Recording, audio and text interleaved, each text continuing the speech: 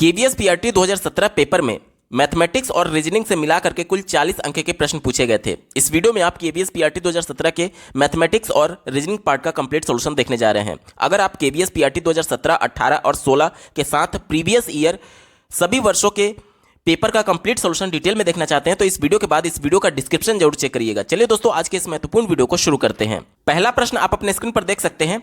ए और बी चचेरे भाई हैं, सी बी की बहन है। ध्यान से समझिएगा, ए और बी चचेरे भाई कैसे होंगे? जैसे कि मान लीजिए इनके जो दादा होंगे वो मान लीजिए ये हैं और इनके दो बेटे हो सकते हैं। मान लीजिए एक ये और एक ये, और इनका जो बेटा होगा वो यहाँ पर ए होगा और इनका जो बेटा होगा वो यहाँ पर बी होगा। ठीक है, तभी तो ये चचेरे भाई होंगे, क्योंकि ये इनके दादा हो गए, ये ए के पिता हो गए, ये बी के पिता हो गए, यानी कि ए और बी आपस में चचेरे भाई हो गए। ठीक है, अब देखिए क्या कहा जा रहा है, सी बी की बहन है, यानी कि इस प्रकार से हो जाएगी। सी लड़की है तो इस प्रकार से मैं सिंबल को रिप्रेजेंट कर रहा हूं, और कहा जा रहा है कि डी ए का पिता है। तो देखिए ए यहां पर है और डी इसके पिता है, यानी एक जनरेशन ऊपर यहां पर हो जाएगा। तो हमसे पूछा जा रहा है कि सी का डी से क्या संबंध है, यानी कि इसका डी से क्या संबंध है। तो ध्यान से देखिएगा, डी कौन है?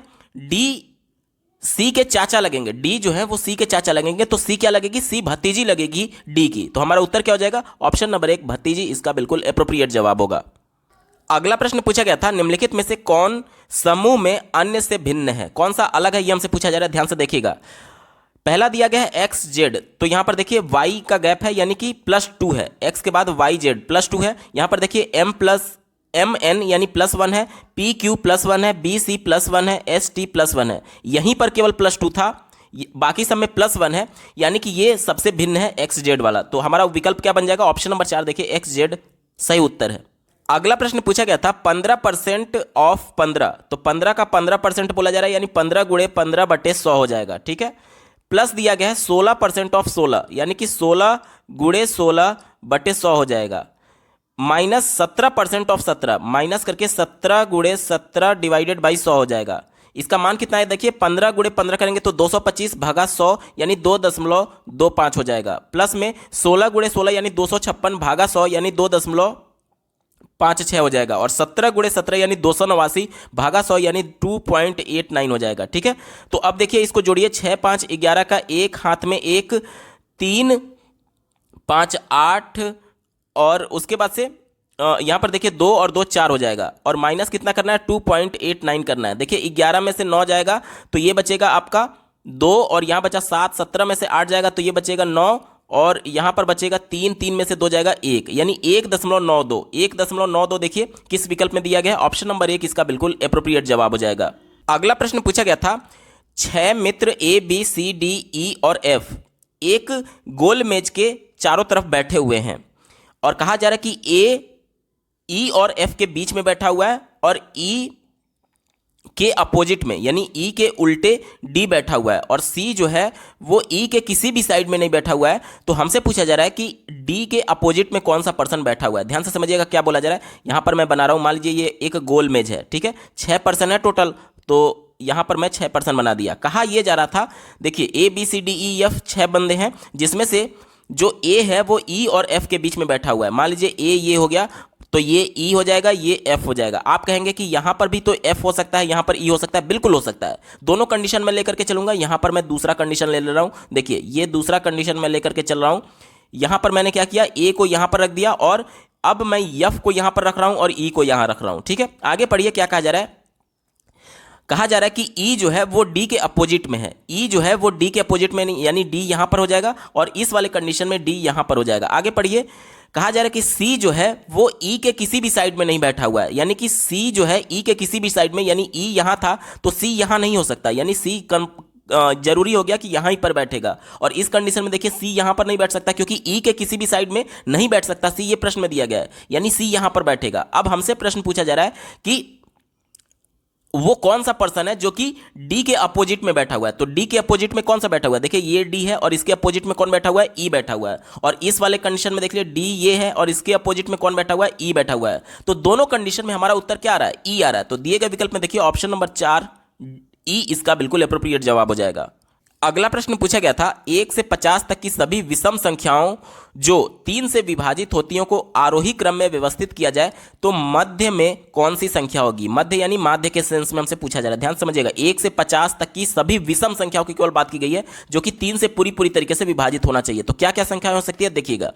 पहला हो सकता है हमारा 3, दूसरा हो सकता है 9 और तीसरा हो सकता है 15, चौथा हो सकता है 21, पांचवा हो सकता है 27, उसके बाद से छठा हो सकता है 33, उसके बाद से 39, उसके बाद से 45। टोटल यही संख्या होगी। कितनी संख्या बनी? 1 2 3 4 5 6 7 और 8। अब कहा यह जा रहा है कि इसको आरोही क्रम में यानी बढ़ते क्रम में व्यवस्थित किया गया हो तो ये बढ़ते क्रम में व्यवस्थित हो गया। हमें माध्य पूछा जा रहा है, तो माध्य क्या होता है? यानी कि देखिए यहां पर n का मान क्या हो गया? सम हो गया। तो हमारा फॉर्मूला क्या लगेगा? n/2 वां पद प्लस n/2 प्लस 1 वां पद डिवाइडेड बाई 2, n/2। अब n का मान 8 था तो 8/2 करेंगे तो चौथा पद कौन सा है? 21 है। तो 21 में लिख देता हूं प्लस n/2 यानी चौथा प्लस 1 यानी पांचवा पद कौन सा है? 27 है। तो मैं 27 लिख देता हूं और दोनों को जोड़ करके 2 से भाग दे देंगे। 27 और 21 मिलकर के 48 हो जाएगा, बटे 2 करेंगे तो हमारा मान आ जाएगा 24। उत्तर क्या हो जाएगा? दिए गए विकल्प में देखिए ऑप्शन नंबर 2 24 इसका बिल्कुल एप्रोप्रिएट जवाब है। अगला प्रश्न पूछा गया था, यहां पर एक सीरीज दिया गया है, इस सीरीज श्रृंखला में एक पद गलत है, वो कौन सा पद गलत है ये हमसे पूछा जा रहा है। ध्यान से समझिएगा कैसे इन्होंने किया है। देखिए 1 + 4 कर दिया है तो 5 हो गया, उसके बाद से 5 + 2 कर दिया है तो 7 हो गया, फिर 7 + 4 कर दिया है तो 11 हो गया, फिर 11 + 2 करना चाहिए था, यहां पर 13 होना चाहिए था। कैसे? ध्यान से समझिएगा। पहले इन्होंने +4 किया है, फिर +2 किया है, फिर +4 किया है, फिर +2 किया है। ठीक है। अब इसी प्रकार से नीचे जो अल्टरनेट वाला अंक है इसको देखिएगा। 5 + 4 किया है, फिर 9 + 2 किया है, फिर 11 + 4 किया है, फिर 15 + 2 किया है तो 17 हो गया। यानी कि 4 2 4 2 इस प्रकार से अल्टरनेट जोड़ा गया है। तो इसी क्रम में जब ऊपर वाले में हम लोग देखेंगे तो जब ये वाला सीरीज चल रहा था तो 11 + 2 13 होना चाहिए था, जबकि यहां पर 12 दिया गया। तो यही यहां पर गलत है श्रृंखला में। तो हमारा उत्तर क्या हो जाएगा? ऑप्शन नंबर 2 12 एप्रोप्रिएट जवाब है। अगला प्रश्न पूछा गया था, श्रृंखला में अगले 3 पद ज्ञात करिए। यानी कि यहां पर जहां पर क्वेश्चन मार्क आपको दिख रहा है ये कौन सा टर्म होगा ये हमसे पूछा जा रहा है। देखिए सीरीज क्या दिया गया है, 1 2 3 5 8 13 21। तो इन्होंने किया है, ध्यान से देखिएगा। पहले 2 टर्म को जोड़ करके इन्होंने अगला टर्म लिख दिया है, यानी कि 1 + 2 = 3। उसके बाद से पिछले 2 टर्म को जोड़ करके 2 + 3 इन्होंने अगला टर्म लिख दिया है 5। इसके बाद से क्या किया है कि 3 + 5 को जोड़ करके अगला टर्म लिख दिया है 8। इसके बाद से 8 + 13 को जोड़ करके अगला टर्म लिख दिया है 13।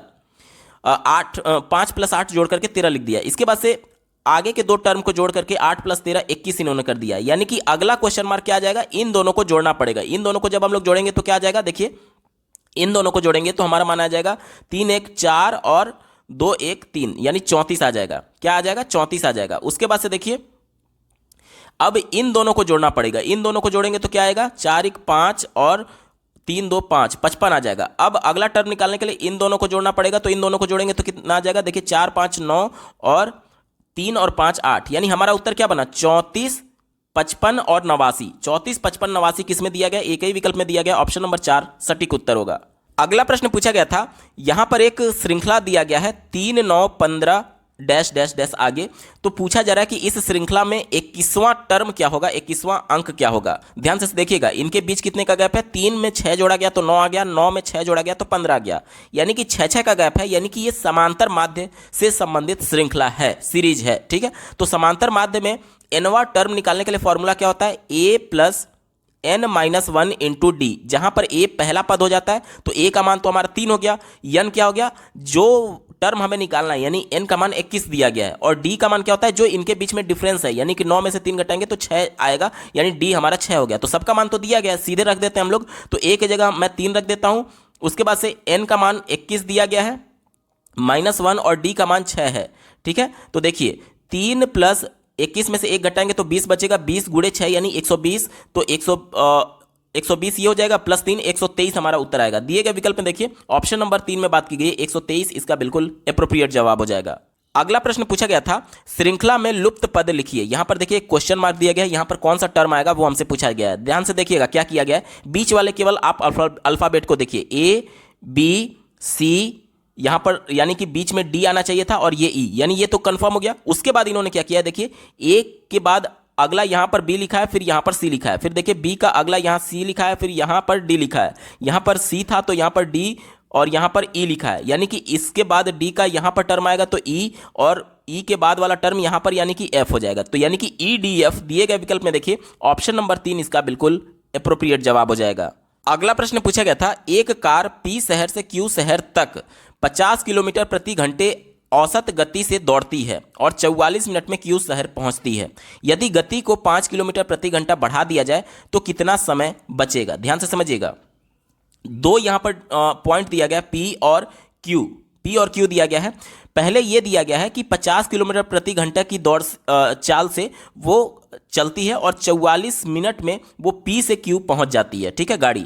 उसके बाद से ये कहा गया है कि यदि गति को हम लोग 5 किलोमीटर बढ़ा दिया जाए तो कितना समय बचेगा। तो सबसे पहले तो हमें इनके बीच की डिस्टेंस निकालना होगा, डिस्टेंस निकाल लेंगे। उसके बाद से हमें चाल दिया ही गया है, चाल में 5 किलोमीटर और जोड़ देंगे, यानी अब 55 के हिसाब से दूरी हम लोग निकाल चुके हैं, निकाल लेंगे। तो दूरी में अगर हम लोग चाल से भाग देंगे तो हमारा समय निकल जाएगा। अब पहले का समय दिया गया है और अभी जो समय निकालेंगे उसमें डिफरेंस निकाल लेंगे तो हमें पता चल जाएगा कि कितना कम समय लगेगा। यही विधि हम लोग अप्लाई करेंगे, यानी सबसे पहले हमें पी और क्यू के बीच का डिस्टेंस निकालना होगा। डिस्टेंस यानी दूरी बराबर क्या होता है, समय बराबर होता है दूरी बट्टे चाल, यानी दूरी बराबर क्या हो जाएगा, समय और चाल का गुणा हो जाएगा। तो चाल हमें दिया गया कितना, 50 किलोमीटर प्रति घंटा, तो मैं 50 किलोमीटर प्रति घंटा, और समय कितना दिया गया, देखिए ये मिनट में दिया गया और चाल किलोमीटर प्रति घंटा में दिया गया, तो इसको भी घंटा में कन्वर्ट करना होगा, यानी कि क्या कर दूंगा मैं, 44/60 कर दूंगा। यहां तक क्लियर, 1 0 से 1 0 कट गया, ठीक है। उसके बाद से देखिए अगर मैं इसको 2 से काट दूं तो 2 तिहाई 6 और 2 से काटेंगे तो 22 हो जाएगा, यानी कि 110/3 आएगा। ये क्या आ गया, ये दूरी आ गया, 110/3 हमारा दूरी आ गया। अब क्या बोला गया कि पहले जो चाल था 50 किलोमीटर प्रति घंटा उसमें 5 किलोमीटर और बढ़ा दिया जाए, यानी कि अब चाल क्या हो जाएगा, अब चाल हो जाएगा 55 और दूरी कितना है 110/3। तो ध्यान से देखिएगा 110/3 टोटल दूरी हो गया। अब हम समय निकाल लेते हैं, तो समय बराबर क्या होता है, दूरी बटे चाल। ये दूरी था और चाल कितना दिया गया, 55 किलोमीटर दिया गया, तो ठीक है। तो यहां पर नीचे मैं 1 लिख लेता हूं, तो ये ऊपर गुणा हो जाएगा और ये नीचे गुणा हो जाएगा, यानी कि 55 को डायरेक्टली हम लोग इससे काट दें तो 2 बार में जाएगा, यानी कि हमारा मान क्या आ जाएगा, 2/3 ये घंटा आएगा। ये समय हम लोग निकाले थे तो 2/3 घंटा आएगा। अब घंटा को मिनट में कन्वर्ट करने के लिए 60 से मैं गुणा कर दूंगा, तो ये देखिए 20 तिहाई 60 और ये ऊपर 2 था तो 20 दूनी 40, यानी कि अब कितना समय लगेगा, 40 मिनट लगेगा। क्यों 40 मिनट लग रहा है, क्योंकि 5 किलोमीटर चाल पहले से बढ़ा दिया गया है। पहले कितना समय लगता था, पहले लगता था 44 मिनट और अब कितना समय लग रहा है, 40 मिनट, यानी कितना कम समय लग रहा है, 4 मिनट कम समय लगेगा। विकल्प नंबर 4 सही उत्तर है। अगला प्रश्न पूछा गया है, यहां पर देखिए एक श्रृंखला दिया गया और यहां पर 2 टर्म मिसिंग है। पूछा जा रहा है कि मिसिंग टर्म जो है उसमें क्या भरा जाएगा, ठीक है। ध्यान से देखिएगा इन्होंने क्या किया है, पहले 2 टर्म में देखिए यहां पर आधा किया गया है, यानी कि 8 से 4 हो गया, यानी 1/2 से गुणा किया गया। किससे गुणा किया गया, 1/2 से। उसके बाद से देखिए 4 × 3 कर दिया गया, तो ये 12 हो गया, यानी कि ये 3 से गुणा किया है। उसके बाद से देखिए फिर से 12 से 6 हो गया, यानी कि आधा से गुणा किया गया, यानी 1/2 से गुणा किया गया। उसके बाद यानी कि अब जो अगला टर्म आएगा इसमें 3 से गुणा करना होगा, तो 6 त्रिक 6 में 3 से गुणा करेंगे तो यहां पर क्या आ जाएगा, 18 आ जाएगा। अब देखिए 18 से फिर 9 हो गया, यानी कि 1/2 से फिर गुणा किया गया। अब यहां पर फिर से 3 से गुणा करना होगा, यानी कि 9 त्रिक 27 हमारा उत्तर हो जाएगा, यानी कि पहले वाले में 18 भराएगा और दूसरे वाले में 27। दिए गए विकल्प में देखिए ऑप्शन नंबर 2 सटीक उत्तर है। अगला प्रश्न पूछा गया था, कौन सा अंक समूह के अन्य अंकों से किसी भी रूप में भिन्न है। तो यहां पर देखिए ये 27 दिया गया जो कि 3 का क्यूब है, 64 दिया गया जो कि 4 का क्यूब है, 125 दिया गया है जो कि 5 का क्यूब है, 216 दिया गया जो कि 6 का क्यूब होता है और 343 दिया गया जो कि 7 का क्यूब होता है। लेकिन 100 जो होता है वो किसी का क्यूब नहीं है, बल्कि ये 10 का स्क्वायर होता है। तो बाकी सब तो घन है लेकिन ये केवल वर्ग है, तो यही हमारा बाकी सबसे अलग हो जाएगा। तो हमारा उत्तर क्या हो जाएगा, ऑप्शन नंबर 2 सही उत्तर है। अगला प्रश्न पूछा गया था, एक पाइप ए टैंक को 20 मिनट में भरता है और पाइप बी उसे 16 मिनट में भरता है, ठीक है।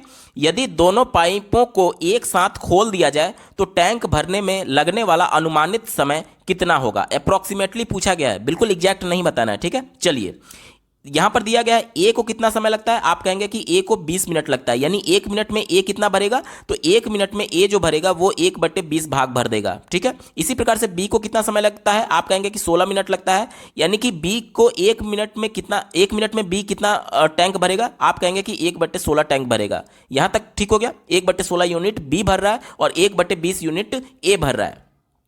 अब यहां पर दोनों को मिला करके बोला गया है, तो दोनों को मिला करके 1 मिनट में कितना टैंक भरेगा, यानी दोनों को मैं जोड़ दे रहा हूं, 1/20 प्लस 1/16।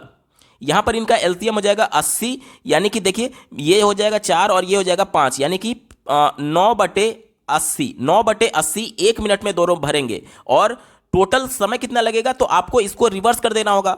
जैसे यहां पर बोला गया था कि 20 मिनट में ए पूरा भर देता है, तो 1 मिनट में भरने के लिए हमने इसका रिवर्स कर दिया था, यानी उल्टा कर दिया था, व्युत्क्रम कर दिया था। तो जब हमें दोनों के 1 मिनट में भरने का पता चल गया कि 1 मिनट में इतना भर रहे हैं तो कितना समय लगेगा, तो इसका व्युत्क्रम कर देंगे तो हमें पता चल जाएगा कि दोनों कितना समय लगेंगे भरने में। तो दोनों का उल्टा करेंगे, व्युत्क्रम करेंगे तो क्या माना जाएगा, 80/9 आ जाएगा। और इसका लगभग मान 9 होता है, यानी 9 मिनट लगभग आएगा। चूंकि इसीलिए हमसे अप्रोक्सीमेटली पूछा गया था, यानी लगभग अनुमानित मान पूछा गया था, तो हमारा उत्तर क्या आ जाएगा, 9 मिनट इसका बिल्कुल एप्रोप्रिएट जवाब हो जाएगा। अगला प्रश्न पूछा गया था, रमेश एक काम को 10 दिन में करता है, उसकी बहन उसी काम को 12 दिन में करती है।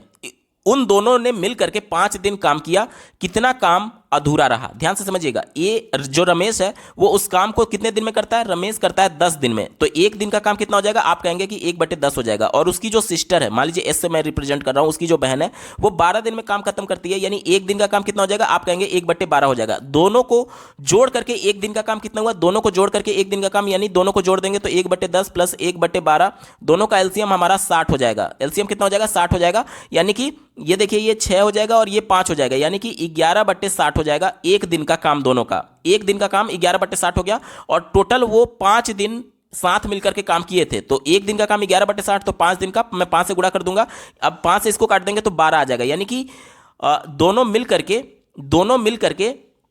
5 दिन में कुल काम का 11/12 भाग कंप्लीट कर चुके हैं। देखिए टोटल जो काम होता है वो कितना होता है, 1 काम टोटल होता है, और उसमें से 5 दिन में रमेश और उसकी बहन मिलकर के कितना काम कंप्लीट कर चुके हैं, आप कहेंगे कि 11/12 भाग कंप्लीट कर चुके हैं। हमसे पूछा गया था कि कितना काम शेष बचा है, कितना काम अधूरा रह गया है, तो इसमें से पूरे काम में से दोनों के द्वारा 5 दिन में किए गए काम को घटा देंगे, तो यहाँ पर एलसीएम 12 हो जाएगा, यहाँ पर 12 आ जाएगा माइनस 11, यानी कि 1/12 हमारा उत्तर आ जाएगा। यानी कि अधूरा काम कितना अभी बाकी है, 1/12। दिए गए विकल्प में देखिए ऑप्शन नंबर 4 बिल्कुल एप्रोप्रिएट जवाब हो जाएगा। अगला प्रश्न पूछा गया था, निम्नलिखित पैटर्न में लुप्त वर्ण ज्ञात कीजिए। लुप्त वर्ण यानी कि मिसिंग अल्फाबेट यहां पर दिया गया है, उसको हमें ज्ञात करना है। देखिए इन्होंने किया क्या है, देखिए यन के बाद से पी दिया गया है, यानी कि यन के बाद यम यन ओ पी होता है, यानी कि +2 यहां पर हुआ है, उसके बाद से पी के बाद क्यू आर एस, पी के बाद क्यू आर यानी +2 यहां पर भी हुआ है, उसके बाद से ओ के बाद क्यू दिया गया, यानी एम एन ओ के बाद पी आता है, फिर क्यू आता है, यानी +2 यहां पर भी है,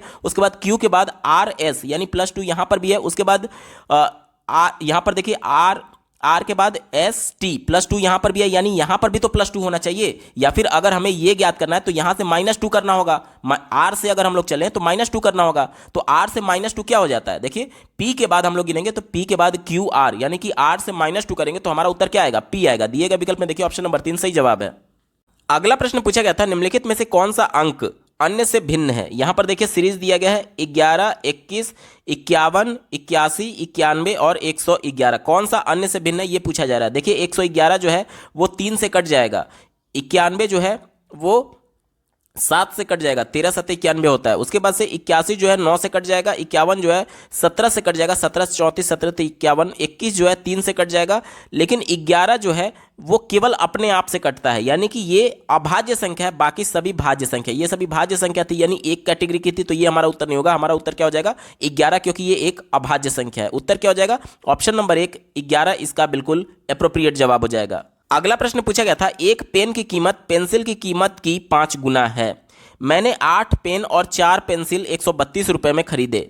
5 पेन और 5 पेंसिलों की कीमत बताइए। ध्यान से समझिएगा, कहा क्या जा रहा है कि एक पेन का जो कीमत है वो कितने 5 पेंसिल के बराबर है, 5 गुना है। तो मान लीजिए कि एक पेंसिल का दाम, मैं मान रहा हूं कि पेंसिल का दाम मान लीजिए x है, तो पेन का दाम क्या हो जाएगा, आप कहेंगे कि 5x हो जाएगा। ठीक है, अब कहा जा रहा है कि मैंने 8 पेन और 4 पेंसिल खरीदे, एक पेन का दाम 5x है, तो 8 पेन का दाम कितना हो जाएगा, आप कहेंगे कि 40x हो जाएगा, प्लस 4 पेंसिल, एक पेंसिल का दाम x था तो 4 पेंसिल का दाम कितना हो जाएगा, 4x हो जाएगा, बराबर 132 रुपया दिया, यानी 44x बराबर कितना दिया गया, 132।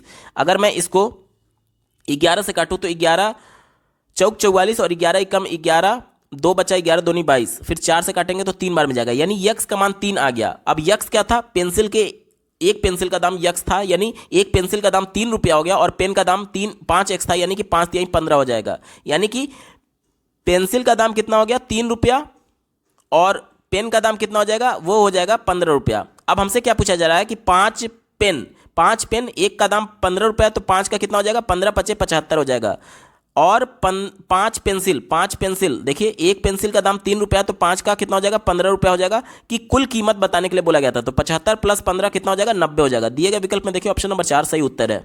अगला प्रश्न पूछा गया था, यदि माह का 5वां दिन सोमवार के 2 दिन बाद आता है। देखिए क्या कहा जा रहा है कि माह का 5वां दिन सोमवार के 2 दिन बाद आता है। तो मान लीजिए कि यहां पर 1 2 3 4 और ये 5, ये 5वां दिन है, तो कहा जा रहा है कि सोमवार के 2 दिन बाद आता है, यानी कि ये एक दिन और ये, यानी 2 तारीख को क्या हो जाएगा, 2 तारीख को हमारा मंडे हो जाएगा। 2 तारीख को मंडे हो गया, ये फिक्स हो गया। ठीक है, 2 तारीख को मंडे हो गया, और कहा जा रहा है कि मंडे के 2 दिन बाद, देखिए 1 दिन बाद, 2 दिन बाद 5वां तारीख आता है। ठीक है, 2 तारीख को मंडे हो गया। अब हमसे क्या पूछा जा रहा है कि तो महीने के 23वें दिन से पहले कौन सा दिन होगा, यानी 22 तारीख को कौन सा दिन होगा, ये हमसे पूछा जा रहा है। ध्यान से समझिए, 23वें दिन से पहले 22वां तारीख पड़ेगा, और 22वें तारीख का कौन सा दिन होगा, ये हमसे पूछा जा रहा है। ध्यान से देखिएगा, 2 तारीख को हमारा फिक्स हो गया कि मंडे है, 2 तारीख को मंडे है, तो देखिए 2 को मंडे है, इससे 7 दिन बाद यानी 9 तारीख को भी मंडे होगा, इससे 7 दिन बाद यानी 16 तारीख को भी मंडे होगा, इससे 7 दिन बाद यानी 23 तारीख को भी मंडे होगा। 23 तारीख को मंडे है, 23 तारीख को क्या है, मंडे है, तो मंडे से एक दिन पहले हमसे पूछा गया था, यानी हमारा उत्तर क्या हो जाएगा, हमारा उत्तर आएगा संडे। क्या उत्तर आएगा, ऑप्शन नंबर 1 संडे इसका बिल्कुल सटीक जवाब है। अगला प्रश्न पूछा गया है, यदि 3 गुणे 4 का मतलब 916 है और 4 गुणे 5 का मतलब 1625 है, तो हमें बताना है कि 6 गुणे 5 का मतलब क्या होगा। ध्यान से देखिएगा, इन्होंने क्या किया है, 3 का स्क्वायर करके पहले इन्होंने लिख दिया है, फिर 4 का स्क्वायर करके इन्होंने आगे लिख दिया। इसी प्रकार से देखिए 4 गुणे 5 में क्या किया है कि 4 का स्क्वायर करके इन्होंने 16 लिख दिया है, और 5 का स्क्वायर करके इन्होंने 25 लिख दिया है। इसी प्रकार से 6 का स्क्वायर करेंगे तो क्या हो जाएगा 36, और 5 का स्क्वायर करेंगे तो 25, 36 25 हमारा उत्तर आएगा। दिए गए विकल्प में देखिए ऑप्शन नंबर 3 इसका बिल्कुल एप्रोप्रिएट जवाब होगा। अगला प्रश्न पूछा गया था, किसी परीक्षा में 20% छात्र गणित में फेल हुए, 15% छात्र अंग्रेजी में फेल हुए, और 10% छात्र दोनों विषयों में फेल हुए हैं। ध्यान से देखिएगा, यहां पर इंटरसेक्शन का कॉन्सेप्ट लागू होगा, यानी कि गणित, मान लीजिए ये मैथ है और ये इंग्लिश है, तो क्या बोला जा रहा है, ध्यान से देखिएगा, 20% छात्र गणित में फेल हुए हैं, और 10% छात्र ऐसे थे जो कि दोनों विषय में फेल हुए हैं, तो यानी मैथ और इंग्लिश दोनों में फेल होने वाले की संख्या कितनी है, 10%। अब हमसे क्या बोला गया था, 20% गणित में फेल हुए थे, गणित में पहले ही 10 हो चुका है, तो यानी कि 10 यहां पर हो जाएगा। ठीक है, और 15% छात्र अंग्रेजी में फेल हुए थे, तो 10% ये पहले से, यानी 5% यहां पर हो जाएगा। ठीक है, यानी कि टोटल कितने बच्चे, 25% बच्चे फेल हो चुके हैं। अब हमसे क्या पूछा जा रहा है, और दोनों विषयों में 300 छात्र पास हुए, तो कितने छात्र परीक्षा में बैठे हुए थे। ध्यान से देखिएगा, यहां पे 25% छात्र टोटल फेल हुए हैं, ये फेल होने वाले अभ्यर्थियों की संख्या है, टोटल 25% फेल हुए हैं, यानी कि 75% पास हुए होंगे। यहां तक क्लियर, 25% फेल हुए हैं यानी 75% पास हुए होंगे। तो हमसे यह बोला गया है कि दोनों विषयों में 300% छात्र पास हुए हैं, तो पास होने की कुल संख्या हमें कितना दी गई है, 300 दिया गया है, और ये 75% को रिप्रेजेंट कर रहा था, दोनों यानी दोनों इक्वल हो जाएगा। जब हमें 75% का मान 300 दिया गया, तो सीधे तौर पर 100% का मान हमसे पूछा जा रहा है, क्योंकि कुल कितने बच्चे परीक्षा में बैठे थे, कुल बच्चे 100% होते हैं, तो इसका मान कैसे निकालेंगे, 300 गुणे 100 और डिवाइडेड बाई 75। ठीक है, 75 चौके 300 होता है, तो 4 गुणे 100 यानी कि 400। दिए गए विकल्प में देखिए ऑप्शन नंबर 2 इसका बिल्कुल सटीक जवाब हो जाएगा। अगला प्रश्न पूछा गया था, एक फल विक्रेता ने अपने पास उपलब्ध सेब में से 72% सेब बेचे। उसने पाया कि उसकी दुकान में अभी भी 70 सेब बचे हुए हैं। उसके पास आरंभ में कुल कितने सेब थे, 72% सेब बेच चुका है, बावजूद इसके 70 सेब अभी भी उसके पास बचे हैं। टोटल प्रतिशत जो सेब होते हैं वो 100% होते हैं। तो 100 में से अगर मैं 72 घटा दूं तो इसका मान कितना आएगा, इसका मान आएगा 28, यानी 28% सेब अभी भी उसके पास बचे हुए थे। और इसकी संख्या कितनी दी गई है, 70, यानी कि हमें क्या दिया गया है, 28% का मान 70 दिया गया है। तो हमें 100% का मान निकालना है। क्यों? क्योंकि आरंभ में उसके पास कितने सेब थे, यानी 100% सेब होगा। तो इसका मान निकालने के लिए क्या हो जाएगा, 70 × 100 डिवाइडेड बाई 28 हो जाएगा। ठीक है, तो ये देखिए, अगर मैं इसको 7 से काटूं तो ये 10 बार में जाएगा, और अगर ये 7 से काटूं तो 4 बार में जाएगा, 7 चौक 28, और ये 4 से काटेंगे तो ये 25 बार में जाएगा, 25 × 10 यानी कि 250। दिए गए विकल्प में देखिए ऑप्शन नंबर 2 250 इसका बिल्कुल एप्रोप्रिएट जवाब हो जाएगा। अगला प्रश्न पूछा गया था, निम्नलिखित पैटर्न में रिक्त स्थान पर कौन सी संख्या आएगी। यहां पर देखिए, यहां पर रिक्त स्थान है, यहां पर कौन सी संख्या आएगी ये हमसे पूछा जा रहा है। देखिए इन्होंने क्या किया है, 6 में 20 जोड़ेंगे तो 26 हो जाएगा, 26 + 7 33 हो जाएगा। इसी प्रकार से देखिए 16 में 13 जोड़ेंगे तो क्या हो जाएगा, 29 हो जाएगा, 29 + 4 33 हो जाएगा। यानी कि ये वाला भी तो जोड़ने पर 33 आना चाहिए। तो 11 और प्लस 22, 11 + 22, यहां पर देखिए ये 22 है, तो 11 में 22 जोड़ेंगे तो 33 आ जाएगा। यानी 33 तो इन्हीं दोनों को जोड़ने से हो जा रहा है, यानी कि यहां पर अब जो संख्या होगी उसका मान 0 होना चाहिए, तभी तो 33 आएगा, क्योंकि इसको और इसको जोड़ने पर 33 हमारा कंप्लीट हो चुका है। यानी कि क्वेश्चन मार्क की जगह हमारा ऊपर उत्तर क्या हो जाएगा, 0 आएगा। दिए गए विकल्प में देखिए ऑप्शन नंबर 1 सही उत्तर है। अगला प्रश्न पूछा गया था, श्रृंखला में अगला वर्ण यानी अल्फाबेट क्या आएगा। देखिए यहां पर क्या किया है इन्होंने, ए के बाद सी दिया गया, यानी कि ए के बाद बी और सी, यानी ये +2 है। उसके बाद से सी के बाद से डी ई एफ, यहां पर +3 है। उसके बाद से एफ के बाद से देखिए आई जे, एफ के बाद से देखिए जी एच आई जे, +4 है यहां पर क्या है, +4 है। उसके बाद से देखिए जे के बाद से देखिए के एल एम एन ओ, यहां पर +5 था, तो यानी कि यहां पर +6 आना चाहिए। तो 6 वाला देखिए ओ के बाद से गिनिए, PQRSTU आएगा। हमारा उत्तर क्या हो जाएगा, ऑप्शन नंबर 2 यू इसका बिल्कुल सटीक जवाब है। अगला प्रश्न पूछा गया था, श्रृंखला में रिक्त स्थान पर कौन सी संख्या आएगी। यहां पर कौन सी संख्या आएगी ये हमसे पूछा जा रहा है। देखिए क्या किया इन्होंने, 3 दूनी 6 में से 1 घटा दिया है, 5 दूनी 10 में से 1 घटा दिया, 9 दूनी 18 में से 1 घटा दिया है, यानी 17 दूनी 34 में से 1 घटाएंगे तो 33 हमारा उत्तर आएगा। उसके बाद से देखिए 33 दूनी 66 में से 1 घटा दिया तो 65 आ गया, 65 दूनी 130 में से 1 घटा दिया तो 129 आ जाएगा, यानी कि बिल्कुल सटीक बैठ रहा है 33, ऑप्शन नंबर 4 इसका बिल्कुल सटीक जवाब है। अगला प्रश्न पूछा गया है, नीचे दी गई श्रृंखला में अगला पद निम्न में से कौन सा होगा। यानी कि यहां पर एक सीरीज दिया गया है, यहां पर कौन सा पद आएगा ये हमसे पूछा जा रहा है। देखिए ध्यान से क्या किया है इन्होंने, यहां पर देखिए AB CD EF GH, यानी कि यहां पर क्या आ जाएगा, IJ आ जाएगा। उसके बाद से देखिए यहां पर Z है, Z में से -2 किया है तो X आ गया, X में से -2 किया है तो V आ गया, V में से -2 किया है तो T आ गया, T में से -2 करेंगे तो हमारा क्या आ जाएगा, देखिए RST होता है, यानी कि यहां पर क्या आ जाएगा, R आ जाएगा, यानी IJR। दिए गए विकल्प में देखिए ऑप्शन नंबर 3 इसका बिल्कुल एप्रोप्रिएट जवाब होगा। अगला प्रश्न पूछा गया है, श्रृंखला में रिक्त स्थान पर कौन सी संख्या आएगी। देखिए संख्या क्या दिया गया, 1 2 4 7 11, यहां पर हमें बताना है, और ये 22 हो गया। देखिए 1 में 1 जोड़ा गया है तो 2 मिल गया है, 2 में 2 जोड़ा गया है तो 4 मिल गया है, 4 में 3 जोड़ा गया है तो 7 मिल गया है, 7 में 4 जोड़ा गया है तो 11 मिल गया है। यानी अगला टर्म क्या जोड़ना पड़ेगा, 5 जोड़ना पड़ेगा, यानी 11 में 5 जोड़ेंगे तो 16 मिल जाएगा, और 16 में फिर 6 जोड़ेंगे तो 22 आ जाएगा, यानी कि हमारे यहां पर 16 बिल्कुल सटीक बैठ रहा है। दिए गए विकल्प में देखिए ऑप्शन नंबर 3 इसका बिल्कुल एप्रोप्रिएट जवाब होगा। अगला प्रश्न पूछा गया था, नीचे दिए गए चित्र में कितने त्रिभुज हैं। ध्यान से देखिएगा, जब भी वर्ग में त्रिभुजों की संख्या पूछे तो इसके लिए एक ट्रिक होता है कि देख लीजिए कि आप टोटल कितने भाग में ये बटा हुआ है, 1 2 3 4 5 6 7 और 8, टोटल 8 भागों में बटा हुआ है। तो जितने भाग में बटा होगा उसमें सिंपली 2 से हमको गुणा कर देना होता है। तो हमारा उत्तर क्या हो जाएगा, ऑप्शन नंबर 2 16 इसका बिल्कुल सटीक जवाब है। अगला प्रश्न पूछा गया था, यहां पर देखिए एक अनुपात में दिया गया है अल्फाबेट, तो हमसे इसका अनुपात पूछा जा रहा है। ध्यान से देखिएगा क्या किया है इन्होंने, ए का कर दिया है B, C का कर दिया है D और E का कर दिया है F। G से कोई मतलब ही नहीं था। इसी प्रकार से हम लोग क्या करेंगे, +1 केवल करना है, L का कर देंगे M, N का कर देंगे O और P का कर देंगे क्यूब, और R से कोई मतलब ही नहीं है, यानी MO क्यूब। दिए गए विकल्प में देखिए ऑप्शन नंबर 4 MO क्यूब इसका बिल्कुल सटीक जवाब है। अगला प्रश्न पूछा गया था, नीचे दिए गए पैटर्न में रिक्त स्थान पर कौन सा वर्ण आएगा, यानी कि यहां क्वेश्चन मार्क पर कौन सा अल्फाबेट आएगा ये हमसे पूछा जा रहा है। देखिए इन्होंने क्या किया है, ए के बाद डी दिया है, यानी +3 दिया, देखिए BCD। उसके बाद से देखिए क्या किया है, डी के बाद से EFG, यानी यहां पर भी +3 है। उसके बाद से देखिए अगर इसमें हम लोग देखें तो ई के बाद H दिया गया है, यानी कि एफ जी एच, यहाँ पर भी +3 है, और यहाँ से देखिए एच के बाद के दिया गया यानी आई जे के, यहाँ पर भी +3 है। यानी यहाँ पर एक बार चेक कर लेते हैं, यफ के बाद आई दिया गया है तो यफ के बाद देखिए जी एच आई, यहाँ पर भी +3 है, यानी यहाँ पर भी तो +3 होना चाहिए। या फिर अगर एफ हमें दिया गया है तो इधर जाएंगे, उल्टा जाएंगे तो -3 कर देंगे। तो एफ से पहले कौन सा आता है, देखिए सी। अगर हम लोग सी ले लें तो देखिए, अगर यहां सी भर देते हैं तो सी के बाद देखिए डी ई एफ, यानी कि सी हमारा बिल्कुल सटीक जवाब हो जाएगा। सी एफ से -3 करेंगे तो सी आएगा। ऑप्शन नंबर 3 सही उत्तर है।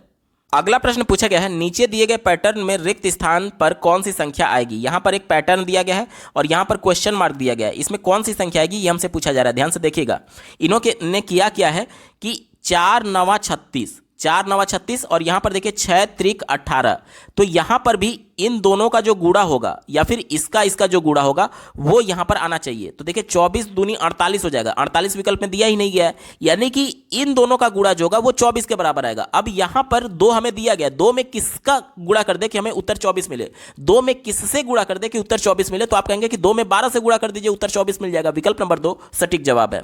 अगला प्रश्न पूछा गया था, यदि सीट का कोड 4321 है और स्ट्रॉम का कोड 41675 है तो मास्टर का कोड क्या होगा। मास्टर का कोड पूछा गया, देखिए पहला वर्ण अल्फाबेट एम दिया गया है, तो एम देखिए यहां पर मिल रहा है अंतिम वाला, यानी कि 5 हो जाएगा। पहला नंबर क्या हो जाएगा, 5 हो जाएगा। उसके बाद से ए दिया गया है, देखिए ए कहां पर है, यहां पर है, तो ए का 2 दिया गया है तो ये 2 हो जाएगा। उसके बाद से देखिए क्या दिया गया है, एस दिया गया है, एस का कोड क्या होगा, देखिए ये पहले नंबर पर 4 दिया गया है तो यहां पर 4 लिख देंगे। उसके बाद से टी दिया गया है, टी का कोड देखिए यहां पर दूसरे नंबर पर क्या है, 1 है। उसके बाद से ई दिया गया है, ई देखिए यहां पर दिया गया दूसरे नंबर पर 3 दिया गया तो 3 लिख देंगे।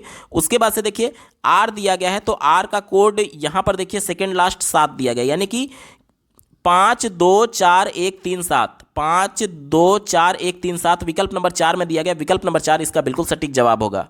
अगला प्रश्न पूछा गया था, निम्नलिखित में से कौन सी संख्या अन्य की श्रेणी से भिन्न है, यानी कि इसमें से कौन सा ऑड है ये हमसे पूछा जा रहा है। देखिए अगर हम लोग देखें 3 जो है वो विषम संख्या है, 5 भी विषम संख्या है, 11 भी विषम संख्या है, 17 भी विषम संख्या है, 21 भी विषम संख्या है, लेकिन 14 जो है वो सम संख्या है, यानी यही सबसे अलग है। तो ऑप्शन नंबर 3 14 इसका बिल्कुल सटीक जवाब हो जाएगा। अगला प्रश्न दिया गया है, यहां पर देखिए डार्क, डार्क मीन्स होता है अंधकार, तो उसका उल्टा दिया गया लाइट यानी कि प्रकाश। और यहां पर देखिए कोल्ड दिया गया है यानी ठंडा, तो इसका उल्टा क्या हो जाएगा, गर्म यानी कि हॉट हमारा बिल्कुल सटीक जवाब हो जाएगा। विकल्प नंबर 1 सही उत्तर है। अगला प्रश्न पूछा गया है, यहां पर देखिए फायर का कोड 3542 दिया गया और सोप का कोड 1768 दिया गया, तो प्रिपेयर का कोड हमसे पूछा जा रहा है क्या होगा। देखिए पहले पी से शुरुआत करते हैं, पी का कोड क्या होगा, देखिए सोप का कोड क्या दिया गया था, सोप का कोड दिया गया था 1768, तो पी सबसे अंत में आया तो 8 हो जाएगा, यानी 8 से शुरुआत करेंगे। फिर आर दिया गया है, आर का कोड देखिए फायर में ये तीसरे नंबर पर है यानी 4 हो जाएगा। उसके बाद से ई दिया गया है, ई देखिए अंत में ये वाला यानी दूसरा हो जाएगा। उसके बाद से पी दिया गया है, पी देखिए पी का कोड क्या था, 8 था। उसके बाद से ए दिया गया है, देखिए ए कहाँ पर आया हुआ है, यहाँ पर, यानी कि 6 हो जाएगा। उसके बाद से आर देखिए कहाँ पर आया हुआ है, आर ये वाला था यानी कि 4 हो जाएगा। उसके बाद से अंत में ई आया हुआ है, तो ई देखिए कहाँ पर है, ये तीसरे नंबर पर था यानी कि तीसरे नंबर पर हमारा 2 आ चुका है। तो हमारा कोड क्या बना, 8 4 2 8 6 4 2। देखिए ऑप्शन नंबर 2 में बात की गई है 8 4 2 8 6 4 2, ऑप्शन नंबर 2 बिल्कुल सटीक जवाब हो जाएगा। अगला प्रश्न पूछा गया था, 10 बालकों की औसत आयु 13 वर्ष है। समूह में एक नए बालक के शामिल हो जाने पर औसत आयु 1 वर्ष बढ़ जाती है। नए बालक की आयु क्या होगी। 10 बालकों का औसत आयु 13 था, यानी कि उनके आयु का कुल योग कितना हो जाएगा, तो आप कहेंगे कि 13 वर्ष औसत है, उसमें 10 से गुणा कर दीजिए यानी 130 वर्ष हो जाएगा सबका योग, ठीक है, सबके आयु का योग 130 वर्ष हो जाएगा। अब कहा जा रहा है कि समूह में एक नया बालक शामिल हुआ, तो पहले 10 बालक थे, एक बालक और जुड़ गया, यानी अब बालकों की संख्या कितनी हो जाएगी, 11 हो जाएगी। बालकों की संख्या कितनी हो जाएगी, 11।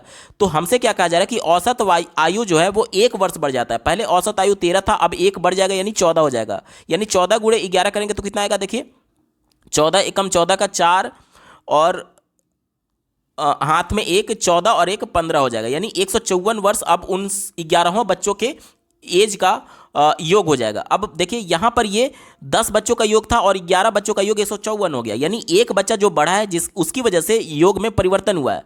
तो 154 में से 130 घटाएंगे तो हमारा उत्तर आएगा 24 और यही 11वें बच्चे का वेट माफ कीजिएगा आयु होगा। ठीक है, तो उत्तर क्या हो जाएगा 24 हो जाएगा। दिए गए विकल्प में देखिए ऑप्शन नंबर 3 में बात की गई है, विकल्प नंबर 3 24 वर्ष सही उत्तर है। अगला प्रश्न पूछा गया था किसी परीक्षा में एक बालक का रैंक ऊपर से 15वां और नीचे से 16वां है तो परीक्षा देने वाले बालकों की कुल संख्या क्या होगी। तो ऊपर से और नीचे से जो रैंक दिया गया है उसको जोड़ करके एक घटा देते हैं। एक घटाते क्यों है, क्योंकि वही बालक ऊपर से भी काउंट हो रहा है और नीचे से भी काउंट हो रहा है, यानी 2 बार काउंट हो गया है, इसलिए एक घटाना पड़ता है। ठीक है, तो ऊपर से कितना रैंक है 15 और नीचे से कितना रैंक है 16, इसमें से एक घटाएंगे तो यानी कि 15 और 16 31 में से एक घटाएंगे तो 30 हमारा उत्तर आएगा। दिए गए विकल्प में देखिए ऑप्शन नंबर 3 यहां पर बिल्कुल सटीक जवाब हो जाएगा। अगला प्रश्न पूछा गया था 0 से लेकर के 99 तक सभी संख्याओं में 3 अंक कितनी बार आएगा।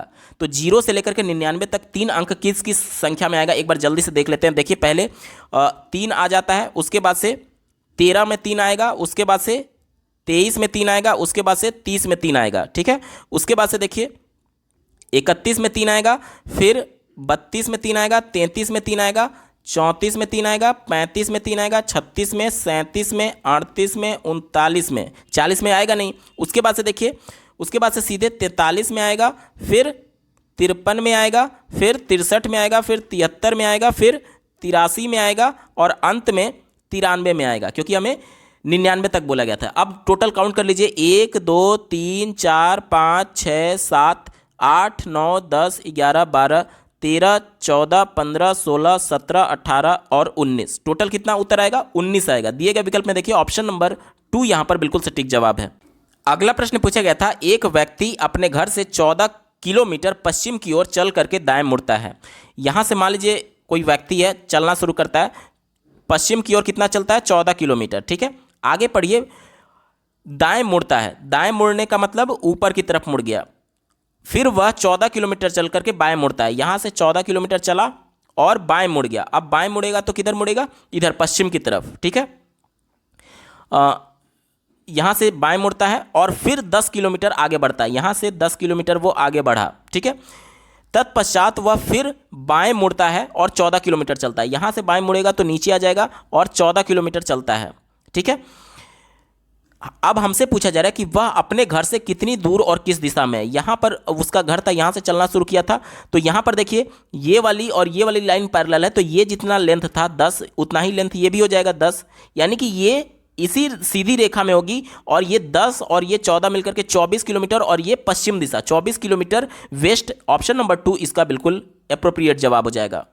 अगला प्रश्न पूछा गया था यदि किसी कोड भाषा में डॉग को CENPFH के रूप में कूटबद्ध किया जाता है तो वोल्फ को किस रूप में कूटबद्ध किया जाएगा। देखिए इन्होंने किया क्या है, डी को लिया है और डी से पहले क्या आता है सी आता है और डी के बाद क्या आता है ई आता है, इस तरीके से इन्होंने लिख दिया है। उसी प्रकार से ओ को कैसे लिखा है, ओ से पहले एन आता है और ओ के बाद पी आता है। उसी प्रकार से जी से पहले एफ आता है और उसके बाद एच आता है। तो अब इसी को भी ऐसे देखेंगे तो सबसे पहले डब्ल्यू है, तो डब्ल्यू से पहले क्या आता है, डब्ल्यू से पहले वी आता है और डब्ल्यू के बाद क्या आता है एक्स आता है। उसके बाद से ओ है तो ओ से पहले क्या आता है एन आता है और ओ के बाद पी आता है। उसके बाद एल है, एल से पहले क्या आता है के आता है और एल के बाद एम आता है। उसके बाद एफ है तो एफ के पहले क्या आता है ई आता है और एफ के बाद क्या आता है जी आता है, यानी VXNPKMEG।